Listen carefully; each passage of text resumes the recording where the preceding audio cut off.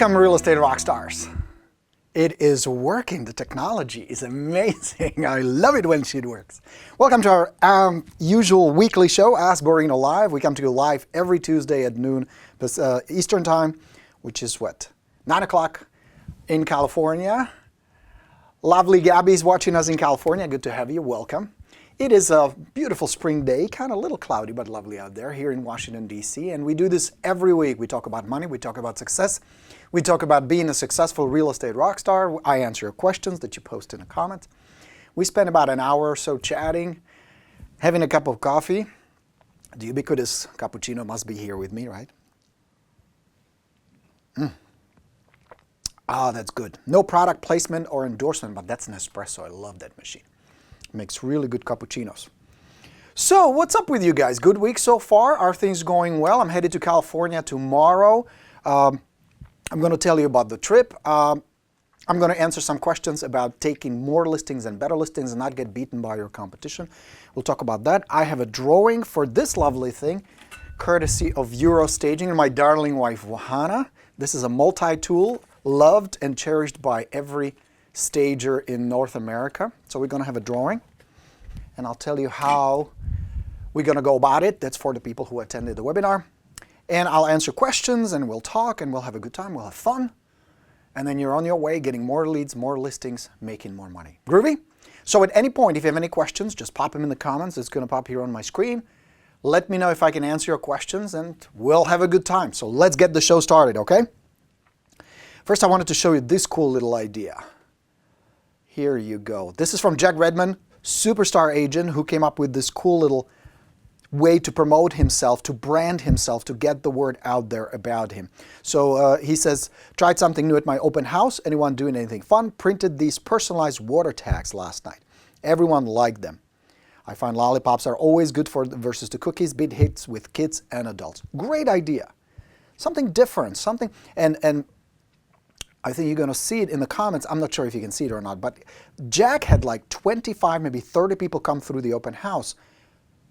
They walked away with his little branded water. Now, yes, of course, nobody's going to just run back and say, oh, I saw your cool little water tag. Come list my house or come sell me a house. But if you start adding these up through follow-up, through texting, through communication, it all adds up. I like that it's nicely designed. It doesn't look homemade, hokey. The only thing I would put on it, on the water tags, would be a picture. I would put a photo there. Other than that, Jack's photo. Other than that, it's really cool. I really like it. And just the fact that you guys are trying something different to stand out, to brand yourself slightly different than the usual traditional boring stuff that most agents do. Kudos, Jack. Really well done. Love it. So if you have anything interesting that you're trying, that you're working on, share it with us. Post it right here on Rockstars. Now, if you're watching this on YouTube, here is where we hang out. This is the group. On Facebook, look us up, come join us. We have over 5,500 members now. We're rocking it. Lots of cool people, lots of inspiration, lots of good energy, and good vibes, right? I like it there. I hang out there almost every day. I answer your questions. Speaking of questions, welcome everybody. Rise with us, Jeffrey. Nice to have you, Mr. Jeff. Chantel, wonderful. Cool. And Miss Gail is here. Nice to have you, Gail. Always good to chat with you. Watching from Las Vegas. Oh, you're still in Vegas. That's awesome. Excellent. Mr. Todd saying hello. Back at you, sir. Garen is saying hello. Josh is checking in from Chicago. Lovely. Elias, where is Alejandra? Good to have you, my man. Always lovely to see your face here. And Linda is saying good afternoon. Good to have you. Gabby. Mr. William May from lovely California will be in Cali tomorrow. We'll tell you all about it. And Maka, of course, one of my favorite students, is here. Good to have you guys. Bunch of people. Now, let's jump into some questions. Like this one. This is from Victoria, who is currently in my boot camp. Here's what she says. Finally spoke with this one FSBO after a few attempts. The property is currently tenant occupied until May 1st. She let me know that they will be using an agent they'll like very much once the tenants move out. She refuses to meet with me, only any buyers I send to her. She has been trying now on her own for 52 days. Keep trying or move on. Any advice? Here's what I have for you, Victoria. First of all, kudos for going after for sale by owners. Statistically, they are at the lowest points in terms of number of transactions, in the United States last calendar year, the number has been lowest since 1981 at 8%. That means out of 100 homes sold, only 8 sell for sale by owner. Now here's where it gets even more interesting. Half of those 8 are sold to a family member, friend, or relative. Well, relative is a family member, kind of. You know what I mean? So what does that tell you? That the for sale by owners have a really hard time selling on their own. It's almost impossible for them to pull that off. It's just too complex, too difficult. There are too many hurdles, too many hoops they have to jump through. Many buyers are hesitant. They're wary of for sale by owners. So it's really hard, almost impossible. That's why all of them, almost, list with an agent. So you already know that statistically, odds are way in your favor. This FSBO's chance of selling on her own, especially tenant-occupied rental property, is going to be really hard, almost impossible. You know, the only thing they can do to tip the scale is to lower the price dramatically. And that's what sometimes ends up happening. That's why statistically, real estate agents get for sale buyers, get sellers, and I don't know the exact number, I don't want to quote it and mislead you, but it's like $25,000, $30,000 more. Check the report from National Association of Realtors. It's a huge amount. It's more even after paying a commission. So the way the FSBO can make the property attractive is just by lowering the price. That's really the only way. Most don't want to do it because they want to save commission as well. So what does that mean? That means if you patiently keep in touch, if you provide helpful information, if you work with them, if you're cordial, if you're pleasant, if you're not arrogant or aggressive, if you don't put them down, pointing finger, you stupid FSBO, you should not be selling on your own, that's dumb, which is what a lot of agents do. Not directly, obviously. They don't use the colorful Borino language. But you know what I mean? They keep telling them how stupid they are for trying on their own. I mean, look at it from their perspective. It makes perfect sense to a FSBO. Why not save the money if they could? Wouldn't you like to save money if there was a chance? Wouldn't you avoid a salesperson if you could do it on your own and pocket more, in theory? So logically, it makes sense from their perspective. Now, you know better. You're the expert. You study the market. You're a rock star. So now, no matter what they tell you, keep in touch. That is the most important tip I can give you when working with any high probability lead, not just a FSBO. Be in touch.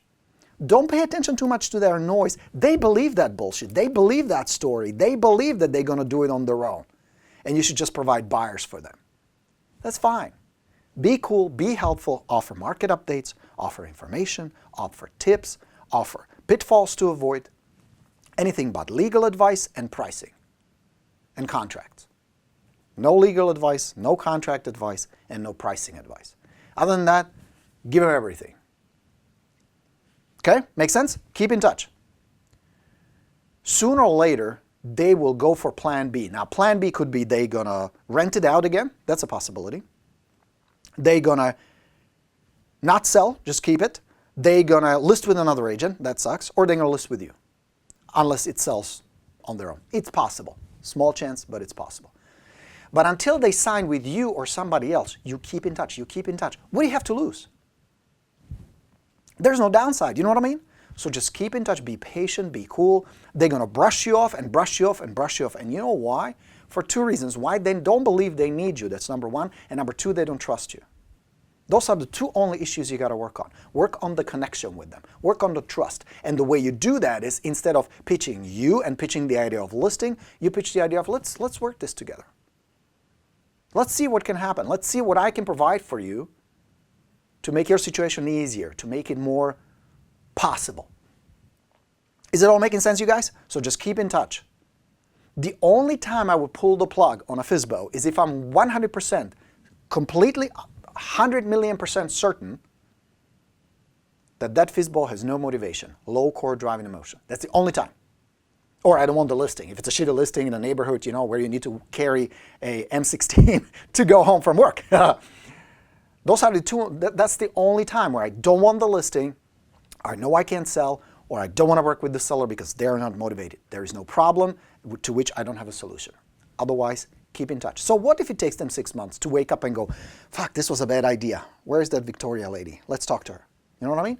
By then, most agents will be long gone because they're not patient, they don't have a system, they don't have a follow-up, and they chase another new shiny thing. You with me? So just completely ignore all that noise and keep in touch, keep in touch, keep in touch. If nothing else, you're going to practice the art of good communication, good follow-up, which is going to be essential. Because clearly through that, by being helpful and cool, you're going to be their logical choice. No question about it. All right, speaking of Maka, she's with us. Question. I had a meeting with a non-motivated expired. They will sell if they can get a really good price for it. They want to see numbers. So do I need to send them pre-listing package? The answer is no, I would not Maka.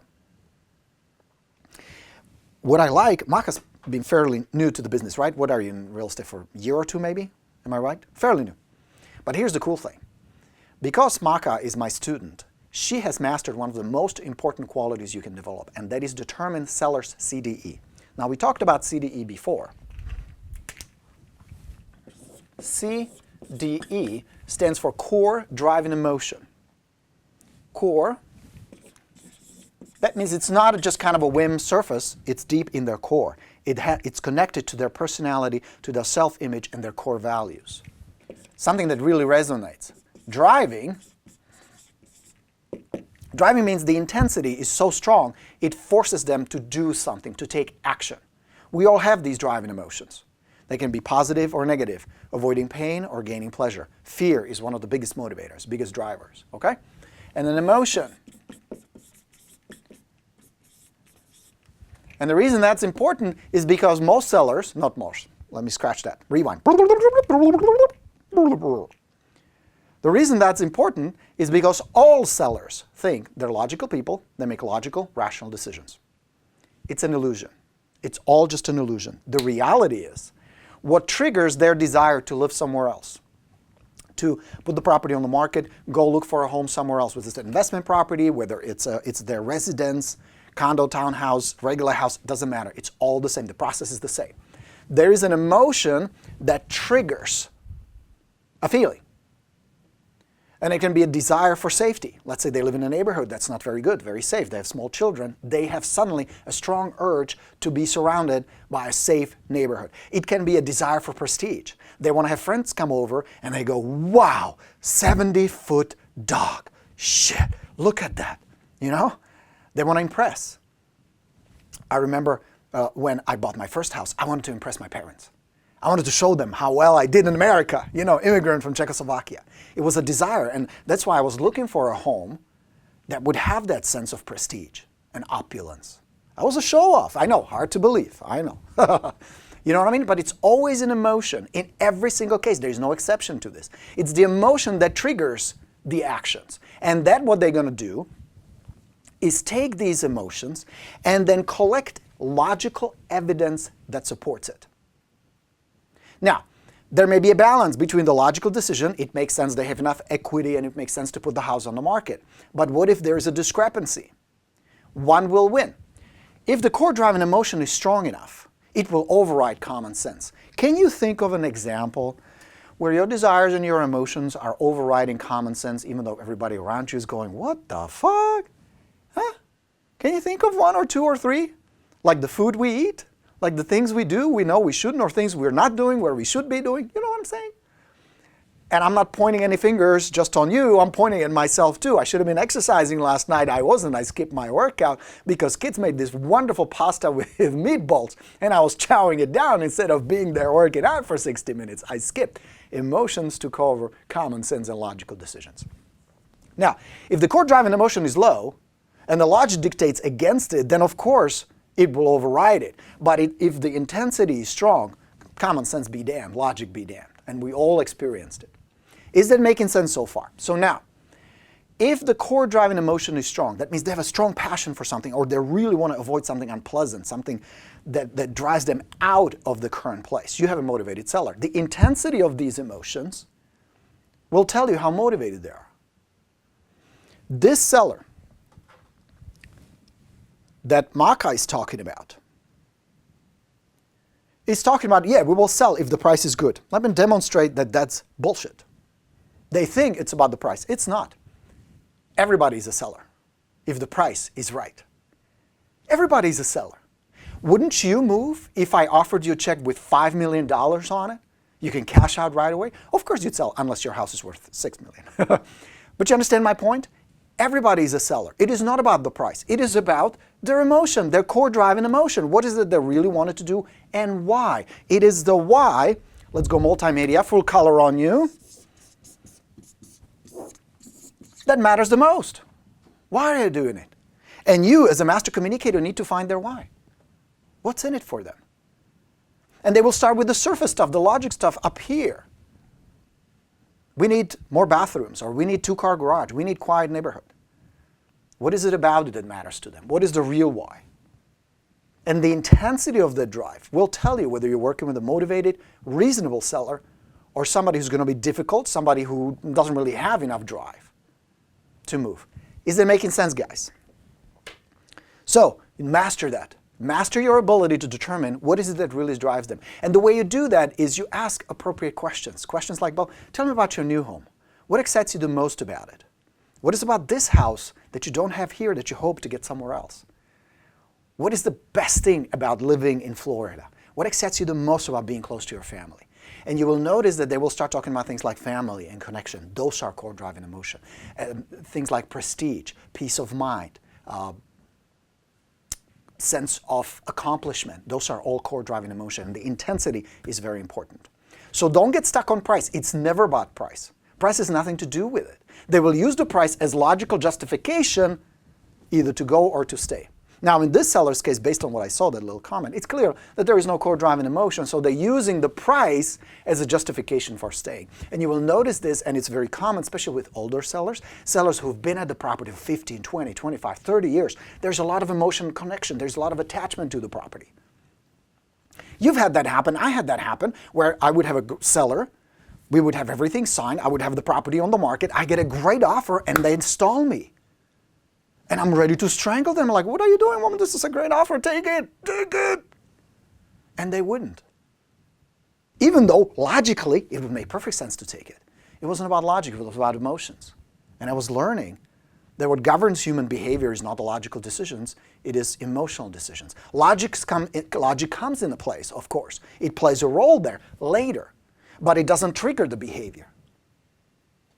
Do you understand the difference? Is that making sense? So the attachment to the house that the seller had was completely overriding the common sense. It would be much better for this old lady to move, sell, not worry about the upkeep, the maintenance, the money she has to put in the property, and be safer right next to her daughter. You with me? Core driving emotion is the answer. Then you use it in your communication rather than talking about that house with 4 bedrooms and 5 baths down in Florida. You'll be talking about Thanksgiving with the family. You'll be talking about the peace of mind, the convenience, the fun to play golf, to hang out with friends, to live worry-free. Very different communication, very different quality, very different emotions attached to it, very different resonance that suddenly hooks people. You want to stand out? Use that kind of communication. Very different. All right? Okay, guys. Brian Casella, my man. I really enjoyed your video I watched, by the way, the live, where you talk about the emotion versus logic. That was really good stuff. I really enjoyed it. Brian Casella, real estate rockstar from Hacienda Heights, California, says, my CDE is very high for the Lambo. That's what I'm talking about.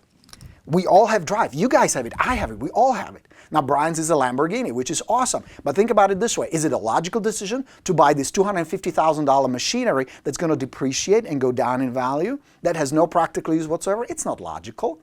It's an emotional decision, and we all have that. You know what I mean? We'll justify it logically. But emotionally, we want a sense of prestige. We want to pull up, and you hear that, vroom, vroom, vroom, and people are going, what the fuck? Wow.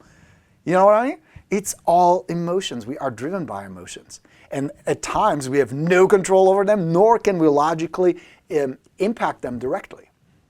I mean, there is no button you push and suddenly you don't feel something or you feel something else. It's all very indirect. That's why it's such an influential pattern. That's why it's so influential to use these patterns in communication, because you can connect with people and you can totally govern the level of their emotions. You cannot install them. That would be direct selling and manipulation.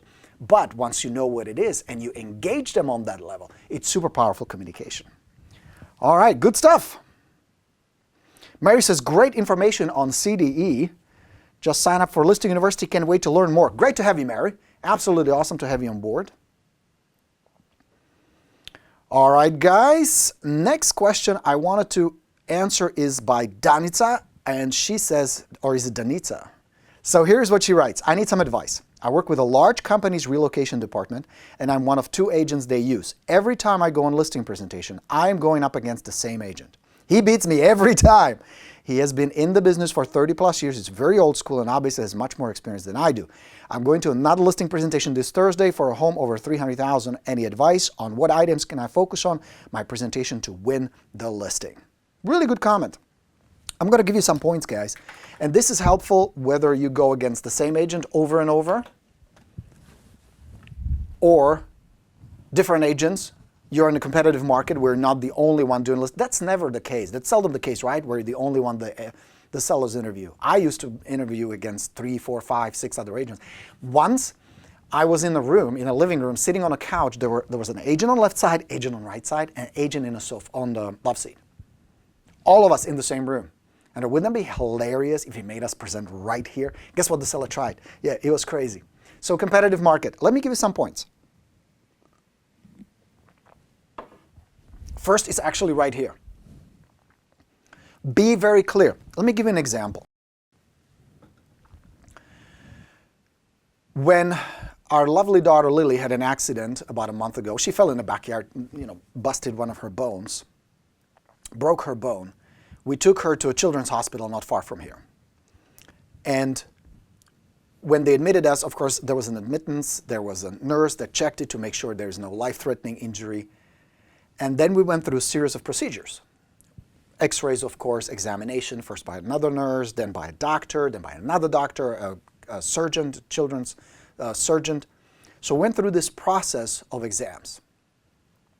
Only then did they tell us what was exactly wrong. They showed us the X-rays, obviously, and they suggested to make a very simple procedure to fixate the arm, put it in a sling, and she'll be fine in like 3 weeks. It'll come off.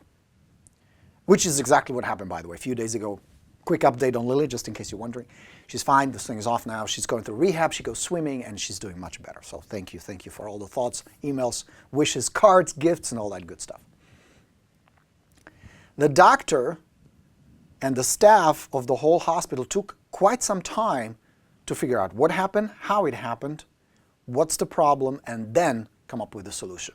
Now tell me if this rings a bell. A seller calls an average agent. Average agent spends about 3 minutes on the phone, jumps in a car, and does a listing presentation. Does that sound like an average agent to you? Right? Very few questions, very little probing, very little of anything. Because average agent, what, makes $37,000, $38,000 a year? Oh, listing, oh my God, jumps on it. Right? So if you want to stand out, if you want to be treated differently, if you want to be perceived differently, you have to act, speak, think, and be different. Act, speak, be different. Number one, really find out what is going on. Ask them. Because people only move because something is pulling them or something is pushing them out. They must have a problem. If they don't have a problem, you don't have a solution. If you don't have a solution, what's the point? So the number one is find out exactly what is it that they're trying to do, how bad do they want it, and why. If you want to be a better agent, it takes about 10-15 minutes on the phone. Diagnose, just like the doctors did, just like the nurses did. Go through a diagnosis process. You know how so many salespeople have a horrible reputation that they don't really care and they're not interested, all they want is commission? You know why? Because they don't really care. They pretend they do, and they really just want the commission. Nothing wrong with the money. I want you to make a lot of money. I want you to be very successful. I want you to be a total rock star, make $1 million, get the Lambo like Brian. I want all those nice things for you. But it starts with the client. It starts with the client. You got to start there. So let me show you how that works. First, you find their why. What is their why? Why are they doing it? What is it exactly they're trying to accomplish? And can that be accomplished? That's number one. Spend time. This will also start shifting from you have to qualify to them qualifying to you. So the step two is the actual qualification process.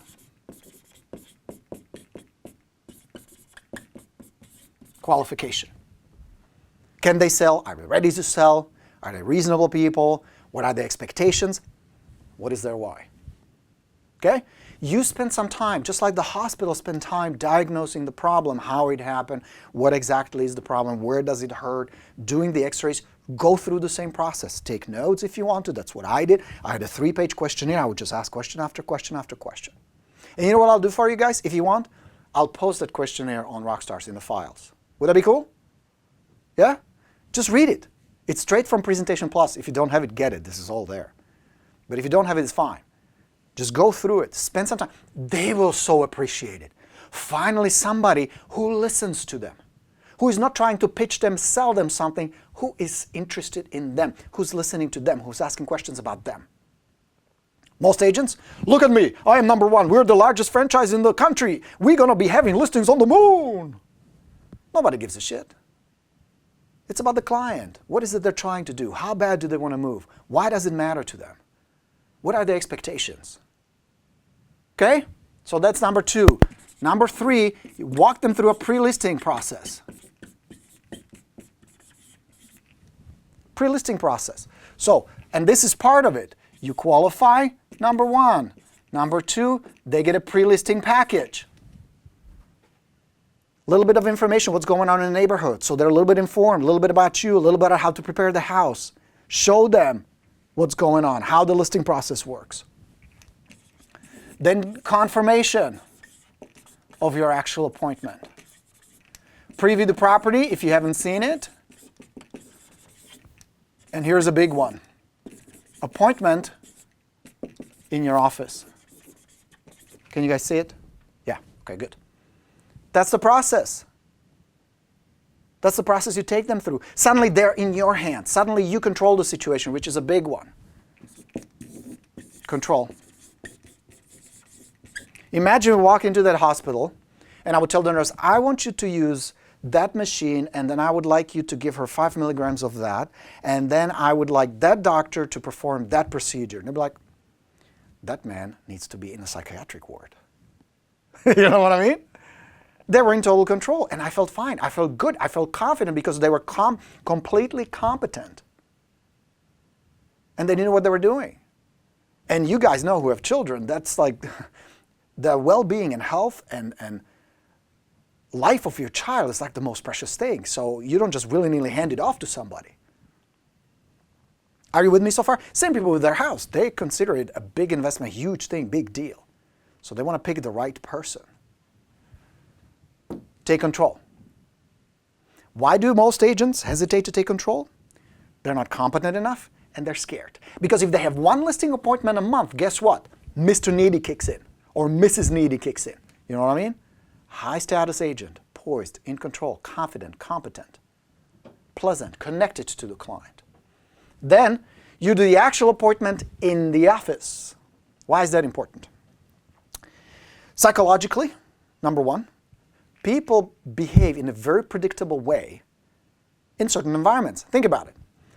Would you behave the same way in a bar than you behave in the church? Probably not, right? Especially if it's a strip club. You understand what I'm saying? You can predict how people will behave based on the environment. It's pretty predictable. Number 2, control. It's your environment, your turf, home turf. Number 3, no distractions. There's no blaring television. There's no kids running around. There's no dogs barking. You are in your domain. You mean business. Just like our girl, hurt, in pain, crying, we still had to go there. You go see your tax guy. You go see your attorney. You go see your dentist. Nobody comes to your house other than Jehovah's Witnesses and real estate agents, the average agents, which you are not. So you bring them to the office. They meet your staff, they meet your assistant, they meet your broker. You sit down in the conference room, do a 20, 30-minute listing presentation. Use the Presentation Plus if you don't have it. You get the listing. Now, specifically addressing what if you get beat. There are several things you can do. I'll put this here for now. To get better. Is this helpful so far? Was it good? Let me see. Good, yes. All right, then I would love to see your questionnaire. I'll post it for you. It's a PDF. Use it. It's really good because it will help you stay on track. You know which questions to ask. It takes about 7 minutes, 10 minutes on the phone with the seller.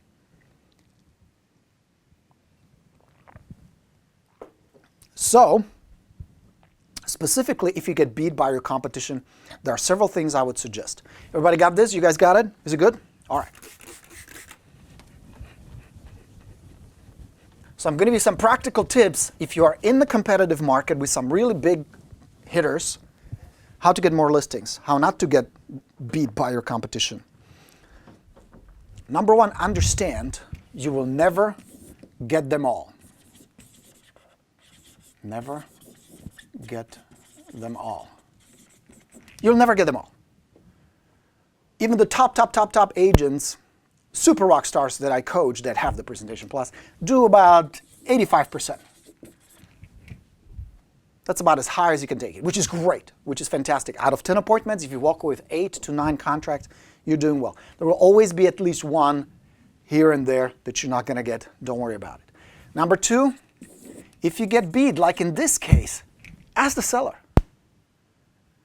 It is not the most pleasant call to get on the phone and say, hey, Mr. Seller, you made the right choice. This is a great agent, 30 years in the business, lots of experience. But I was just curious, what was it about him? What was it? Find out. Ask.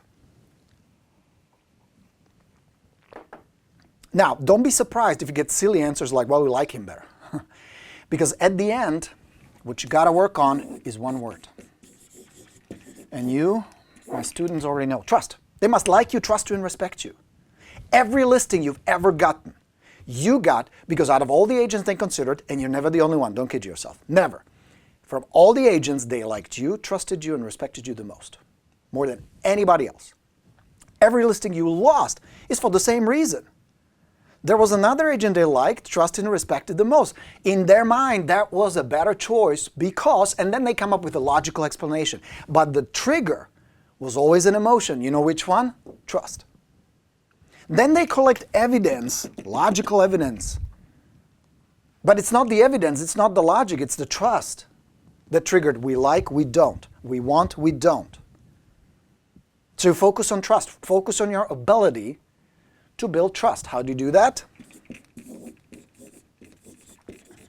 Practice the shit out of it. Daily. Practice not just your presentation, that would be the second step. Practice your pre-listing.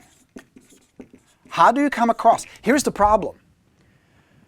We, the way are wired, have a part of our brain, I might as well show you. I just happen to have a brain here. Ha! Right here in the office, if you can believe it. This is your standard seller's brain. This specimen is from Northern California. No, I'm kidding. Anyway, so in the human brain, we're going to cut it open, Dr. Borino, right here. This is the part called the crocodile brain, croc brain, or the lizard brain. This governs the most basic, fundamental human emotional reactions to the world around us. This is one of the first parts of our brain that was developed. That's why it's called the lizard brain. It's about 280 million years old. It goes way back. And it's only in charge of one thing and one thing only, to keep us alive. Now, since these days, you're not going to be chased by dinosaurs anytime soon, right? So we don't really need that sucker, except it hasn't changed. It's still in the way, and it still triggers the basic emotions. You know, the basic emotion triggers the best? Fear. Now, why is that important? Because the moment you start interacting with the seller, as a matter of fact, less than first 4 seconds of your interaction will determine whether that seller will like you, trust you, and respect you or not. Because it has to go through the sucker of the lizard brain to pass the test. And if you screw up your first impression, almost every single time, you're dead. Forget about it. It's over. That's why the first impression is so important. How you come across within the first few seconds, on the phone and in person. The impression you make will determine whether they're collecting evidence we like or we don't. Super important. Things like your posture, things like your appearance, things like your tonality of your voice, the emotion, the passion behind it. Eye contact, handshake. It's not just the words. Words come way later. Many times it's way too late. That's why it's so important. Practice the first impression, the first few words you utter on the phone, the first few words when you meet with the seller. The impression you create, super important, vital to your success. So you practice your pre-listing. The second thing, you're going to practice your actual listing presentation. And just practice it daily. Sit in front of an actual somebody. Can be your spouse. I abused my wife with this for a long time until I got this down. And just practice, practice, practice, practice good presentation. how you talk about pricing, how you build connection, how you ask questions, and how you get the signature. Practice. These are the 4 things that will make you good and better. Helpful? That's how you get to your competition. That's how you become better. And then one more thing I would add to it. Be an expert. See, that agent, 30 years of experience, there's a poise and expertise behind it. There's a lot of confidence behind it. Become an expert. Study the market really well. It doesn't take months or years. It should take weeks to really understand the market well enough. Because the one thing you got to talk about with utmost confidence is dollars. You need to be very confident about it. Second thing you need to confidently about it is the listing process. You know how to get a property sold. You know what I suspect? Very often, you don't get a listing because you don't trust yourself 100%. You are not sold on you 100%. You're not 100% confident that you are the best choice. You don't see yourself as the best choice. You never say that logically, you never say it consciously, but subconsciously, you're not 100% into you. You're not 100% convinced you're the one. And you give it away somehow. And people pick up on it. And it has nothing to do with logical communication or even conscious awareness. This goes way deeper than that. And yet it happens spectacularly with a predictable pattern. I mean, look at it. You have been getting the same result over and over. The other agent has been getting the same result over and over. That's not a coincidence. So you're clearly doing something very clear, very consistently that is getting you a consistent result you don't want. And that goes for everybody, you guys. So first and foremost, evaluate self-worth, self-worth, self-worth. Am I worth the money, the success? Can I really do a good job for them? And be honest with yourself. Because here's the bad news. If you don't fix it, you're going to keep getting shitty results.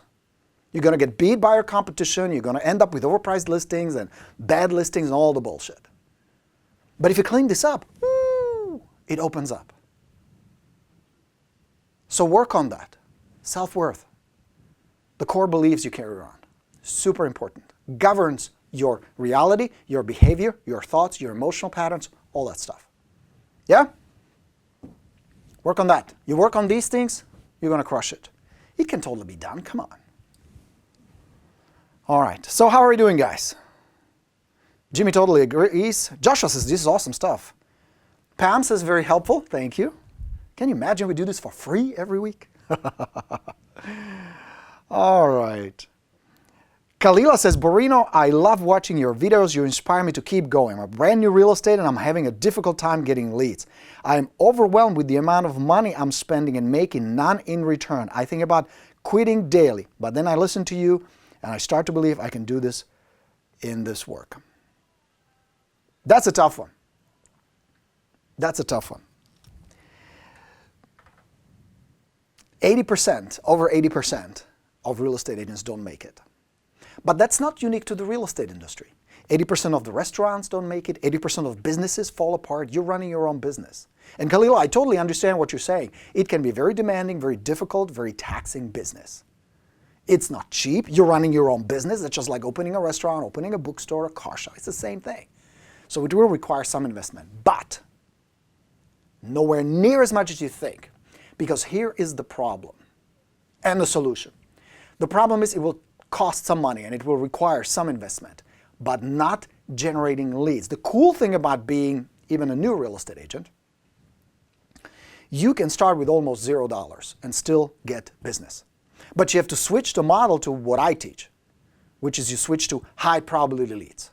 You start switching to active prospecting rather than wasting money on Facebook, wasting money on direct mail. Not that any of that doesn't work, it totally does. But as a new agent with a very limited budget, it's not a good model to follow. Not yet. So I would suggest, and we won't have time to go into the details here, but look at lead generation systems that generate very quickly motivated sellers. High probability leads. I talk about it every week. Work expired listings. Small investment, just put a little simple package together, a little brochure, very inexpensive, a few dollars. Work for sale by owners, there it's even less. You don't need to spend almost any money with a FSBO. But now you're talking to people who are already doing something, they're already in the process. They have, in most cases, core drive and emotion. They have a motivation. They have a goal. They have a desire. They want to move. They need your help. Work those daily. Work your sphere of influence. Do open houses every week. You just do these 4 things well. Why wouldn't you get leads and listings and clients? And then work, of course, on all this stuff. Because you can prospect your ass off. Leads by themselves are worthless. You need to know how to convert them into appointments and listings. And then be a good listing agent. It's going to take some time. Shouldn't take more than a few months to really get the hang of it. Study the market, work on your presentation, work on your communication, practice it daily. That would be my advice to you. Now, word of warning, this is not an easy business. It's not a complicated business, but it's not an easy business. And people who get in naively thinking, oh, it's a sales job, are sadly mistaken. You're running your own company. So it's going to require some balls, some hustle, and some thick skin, and a lot of passion, a lot of drive. But if you have that, sky's the limit. You're in control. You can design and architect within the next 3 to 5 years a total freedom and total lifestyle based on your terms. I've seen it happen. Some of you guys watching it right now are a living proof of that, right? So it can be done. But you got to work, you got to hustle, you got to study, you got to learn, you got to get out there. You're going to deal with rejection and emotions and assholes and difficult people and incompetent agents and deals that fall apart and listings you're going to lose, and there's a lot of downside to it. But the upside is huge compared to the downside. Because I believe that not trying, I believe that sitting on your ass passively for the next 20 years, or worse, sitting in some meaningless, pointless $50,000 a year job is absolute atrocity and a crime against humanity. You know what I mean? Such a wasted opportunity. Because it's going to be hard either way. I was broke. I was homeless. You guys know my story. That was hard. Making a lot of money is hard. Having a mediocre job and an idiot boss and meaningless projects is hard. It's going to be hard regardless. This is not, nobody ever promised us easy. So make it worth it. And I tell you, if you take care of the business will take care of you. If you hustle and work diligently, and work on yourself, work on these qualities. Having the opportunity and the freedom that the money will give you to say, I want that for me and for my family and for my kids and my grandkids. This is how I want to live. This is the kind of car I want to drive, Lambo. This is the house I want to live in. This is the schools I'm going to send my kids to. This is the vacation I want to go to.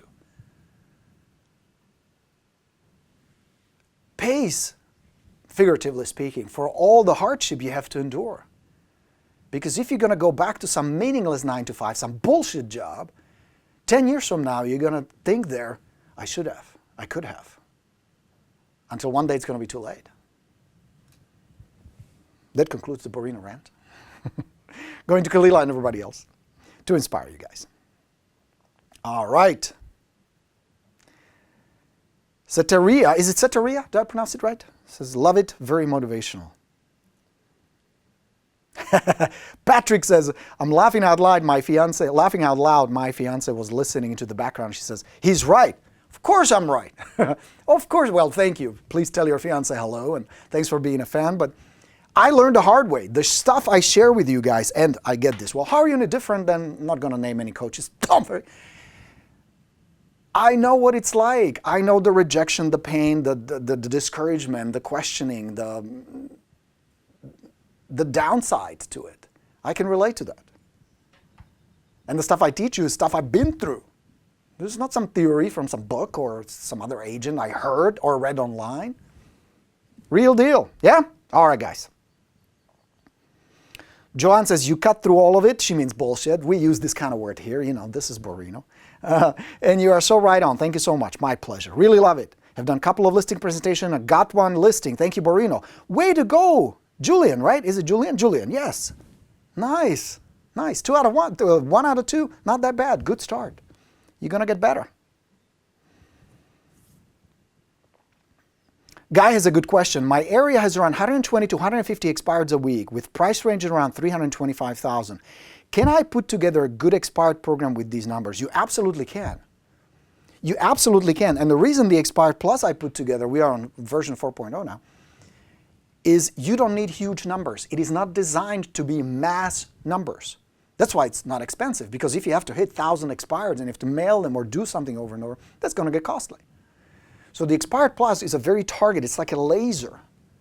rather than a mass approach. Now, if you want to scale it, you can. It's totally scalable, but you don't have to, especially if you're on a budget or if you're just starting out. 2 expired, do the numbers with me, guy. Watch this. This will help you guys, even new agents, or for those of you who need to jumpstart, we are entering a spring market.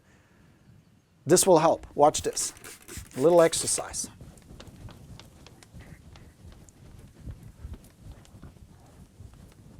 Do you think it would be too much to ask my cleaning lady to come and clean this while I do the broadcast?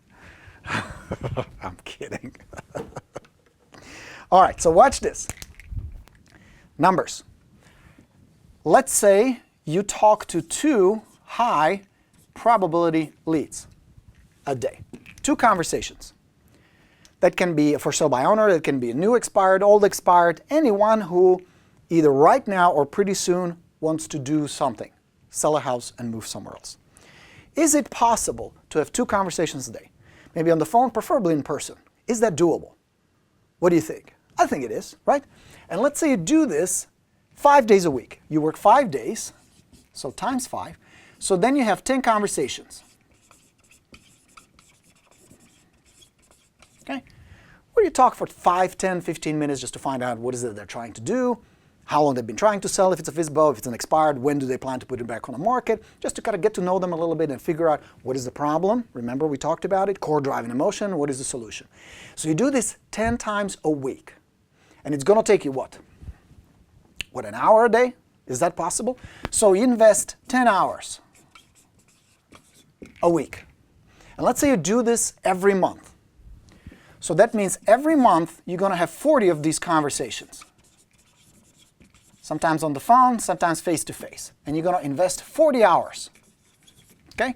So in 6 months, by the time we're in the peak of the summer market, you will have talked to 240 prospects.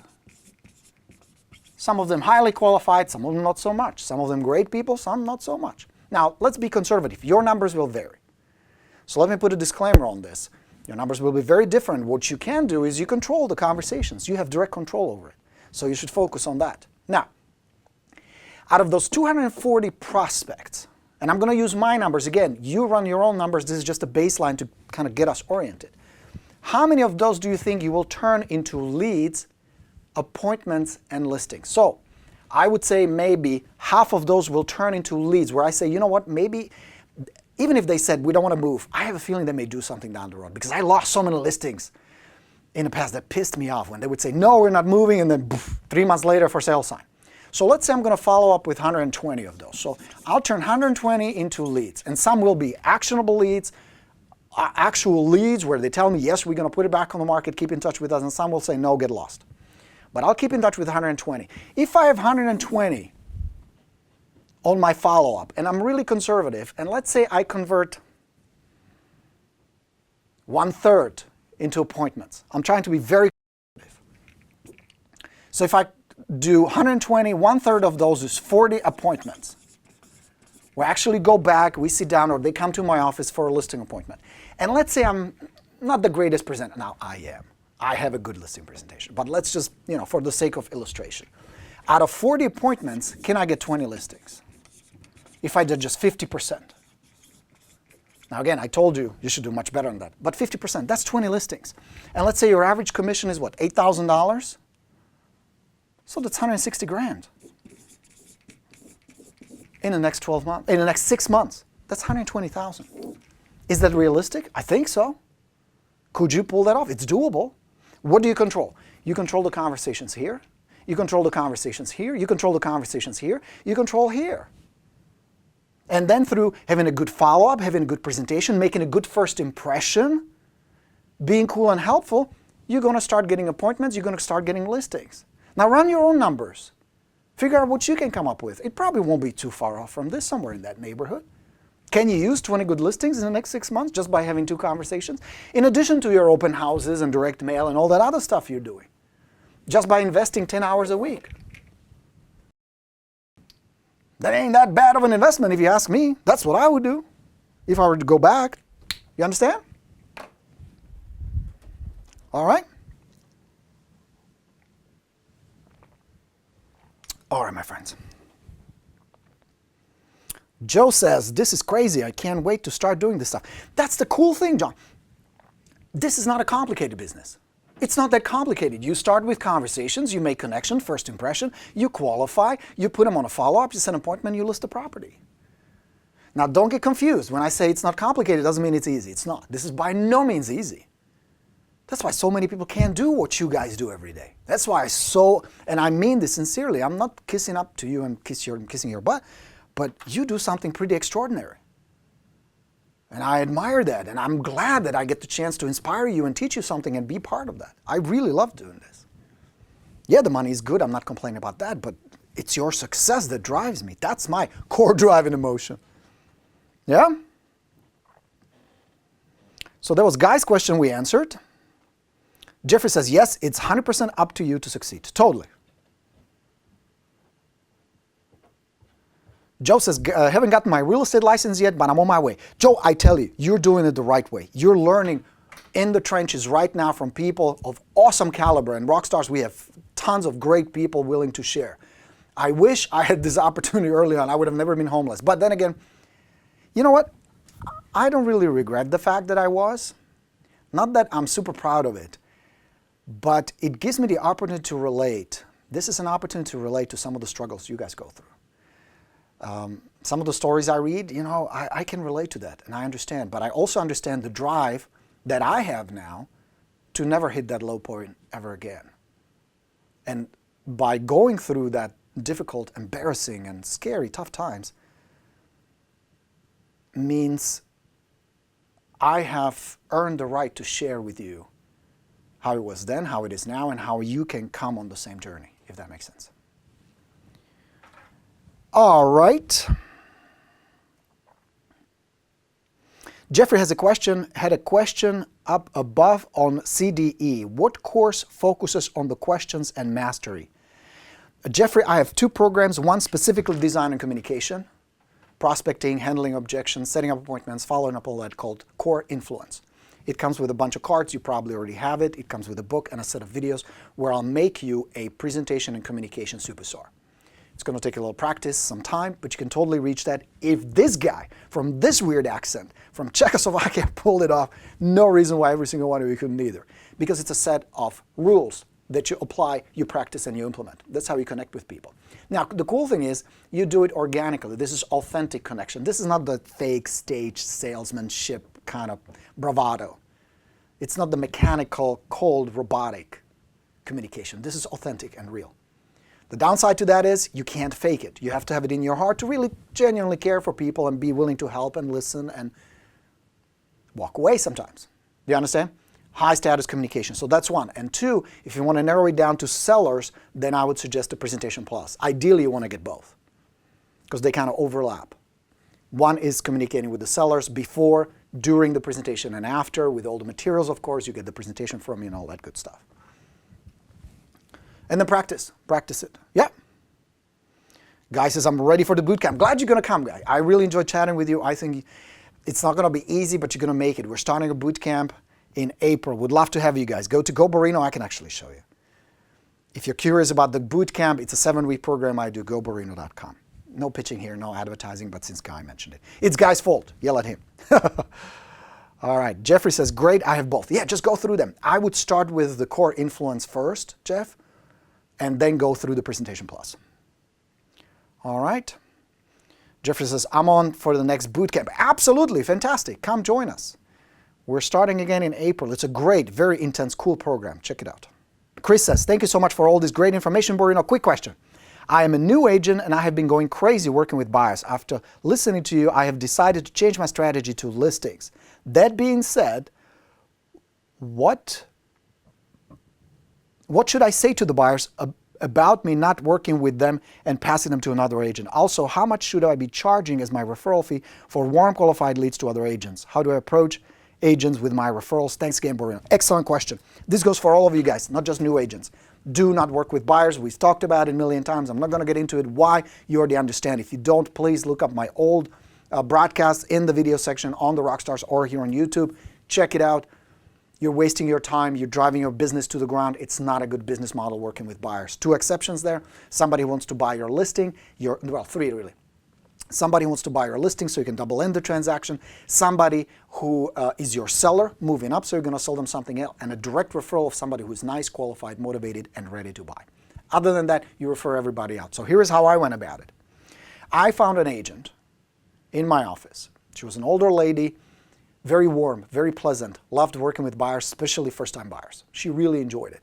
She wasn't really into it for the money. It was more about helping these folks get them a home.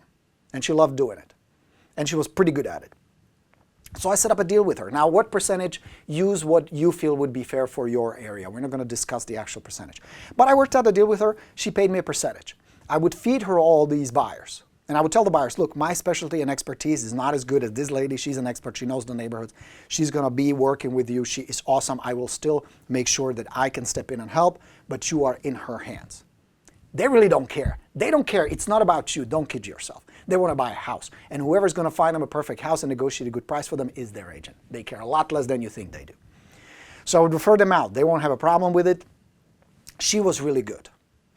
Every week she would give me a real quick update. This is where we are with Joe and Mary. This is where we are with Rudy. And she would give me an update. Now, out of 10 leads that I would feed her, and these are good qualified leads, she would sell maybe 2.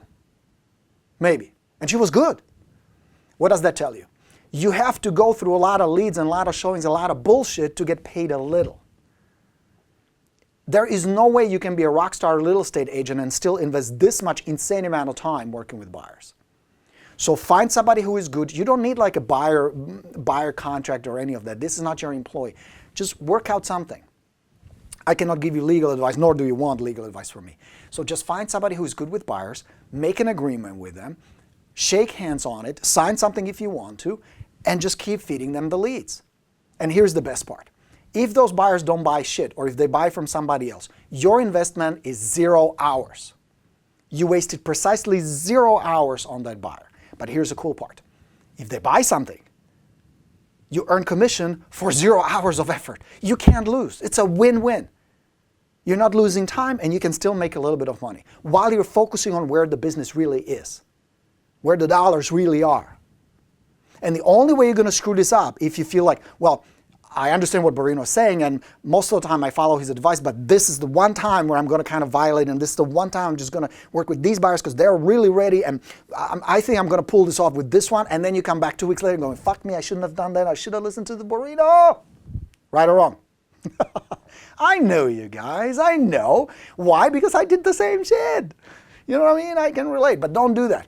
Refer them out, focus on listings, focus on sellers, study the market. Even if you're just out there previewing property, even if you're out there on the weekend going through open houses, even if you study the MLS every day, the hot sheet every day, where you're getting up to speed as a market expert, it's time much better spent than chauffeuring some fucked up buyers all weekend long.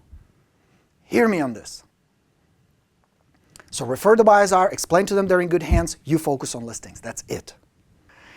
Joanne says, Borino, quick question. What if you meet a buyer at an open house that needs to sell? How do you approach the first because they want to find their host first?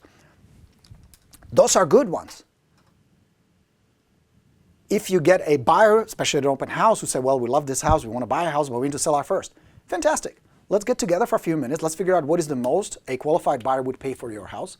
So this way you know what kind of budget you have, where you stand, how long would it take to sell, and then we set up a strategy that's the best for you so you don't get stuck with 2 houses or no house, with 0 house. That's the fear they have.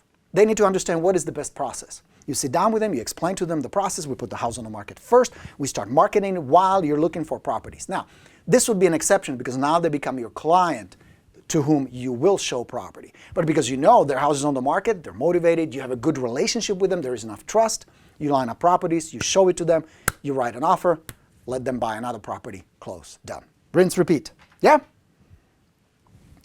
All right, my dear friends, real estate rock stars. Really, how do you feel about buyers? Maria, don't get me revved up. There were a couple of really good buyer rants I've had on these live shows, so we're not going to go there. Todd says, awesome as always, Todd. Thank you. Thank you for being here. Thanks for your attention. You guys, and I mean this sincerely, again, I'm not good at kissing your butt, but you give me 2 things that I appreciate and cherish the most. 3, money, that, but seriously, 2, that I appreciate very much, your time and your trust. and I don't take it lightly. I treat it with utmost respect. You willing to spend an hour with me every Tuesday here to listen to my rants and some good advice and some funny stories and all that. I appreciate that. That is the most precious asset you can give me because you can never get it back. So I want to make sure that these 60 minutes we spend together every week are worth your time. And you give me your trust, where you actually are willing to go out there and try this crazy stuff I talk about, like make money, get leads, help people, list properties, and get paid. So I appreciate that. I appreciate that very much. I appreciate the trust, and I appreciate your attention and your kindness and your friendship and connection we built. So on that sentimental note, unusual for Coach Borino, I know, I will report to you one more thing. I forgot. Hold on. So we did a webinar. Hannah, my lovely wife, owns a staging company, very successful one. She is in top 10 stagers in the United States. Euro Staging is her company. She's been running for about 4 years now. We did a cool webinar last week where she talked about some secrets of staging. And one of the things she offered was this multi-tool, loved by all stagers in the United States. It has like 5 cool little tools, and we're going to raffle one off. So one of them, the condition was you had to be on the webinar. So what we did was we took the name and email of everybody who was on that webinar, and you can watch it on Listing University. It's on the replay. Good stuff. She really shared why you should stage your listings, when is it appropriate to stage, who pays for it, how much it is, all that good stuff, how it works. It's really helpful. So if you are a member of the university, log in, check it out. It's the latest recording there. If you're not a member, come join us. It's a really good program, $47 a month. So one of you will get that little present. It's just a little thank you present from us. And from Hannah, really, from Euro Staging. So here we go. We put the names there, and let's see who's going to win it. And the lucky winner is Jesse, Mr. Jesse Strange. Here it is. Can you guys see it? I don't know if you can see it. Probably not on the white paper, but you got to trust me. So Jesse, this little thank you tool, thank you appreciation for being on a webinar is going your way. Next session will be on Monday. I'm traveling to California tomorrow. We're meeting with Lion Desk. I'm meeting with David and his staff down in Carlsbad, California. We're going to be talking about implementing the Borino systems and incorporating them into Lion Desk using all kinds of latest gadgets and tools. I'm really excited. I partnered up with Lion Desk and I love the product. I think it's going to be a phenomenal follow-up system that you're going to have at your disposal. You already do, but we want to make it better. So I'm flying there, meeting with them. And next week on Monday, we're doing the digital review. For those of you who applied, you will be getting an email probably within the next 24 hours that you have been selected. We're going to review your website, your videos, your Facebook, your digital online presence in general from a perspective of a client, and I'll give you some tips of what works, what's great, and something that needs improvement. The rest of you guys, come and join us. You can watch it because a lot of the stuff that you're going to see there is going to be directly applicable to you as well. So it's another free session, nothing for sale at the end. There's no big sales pitch or anything, just helping you out to make sure that you have the best, most engaging, cutting-edge tools so you can get more leads, more listings, more clients, and make more money. Yeah, good session today. We had a good time. Glad you were here. I appreciate it very much. I'll talk to you all on Monday. Have a fantastic rest of the week. Coach Borino signing off. As always, let's go get him. Bye, everybody. Thanks for being here.